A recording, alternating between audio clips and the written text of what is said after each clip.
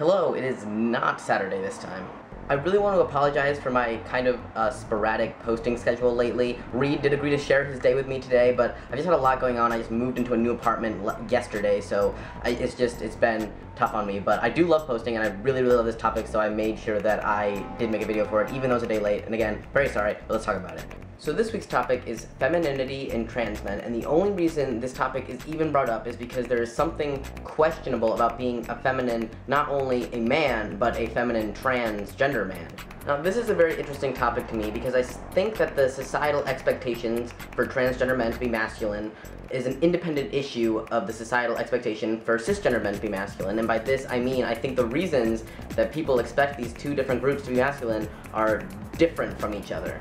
Emery and August talked a little bit about how the expectation for men in general to be manlier and more masculine is a byproduct of misogyny, meaning that the world kind of views femininity to be inherently bad, therefore being a manlier man makes you a better man, and sometimes even a better person regardless of your gender to be more masculine. But when we're talking about trans people feeling obligated to primarily demonstrate only the traits that associate with their gender, or the all too common pressure to exaggerate those traits beyond what they actually feel comfortable doing, I don't think we're directly talking about sexism.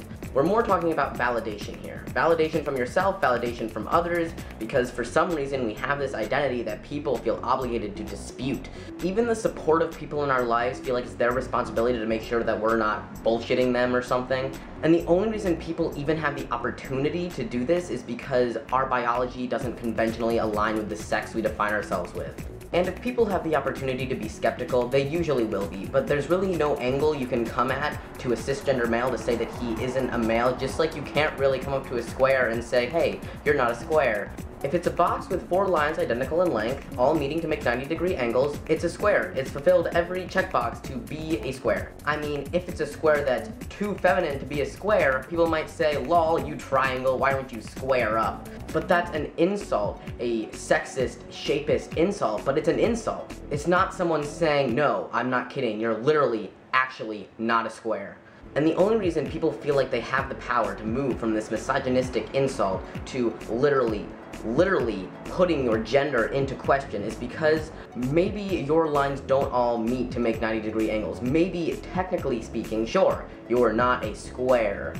But what people aren't realizing is that squares are just cisgender rhombuses, and rhombuses that don't only have 90-degree angles are still 100% rhombuses, just like squares are, even though you see a hell of a lot more squares. But you know what isn't a rhombus? A triangle.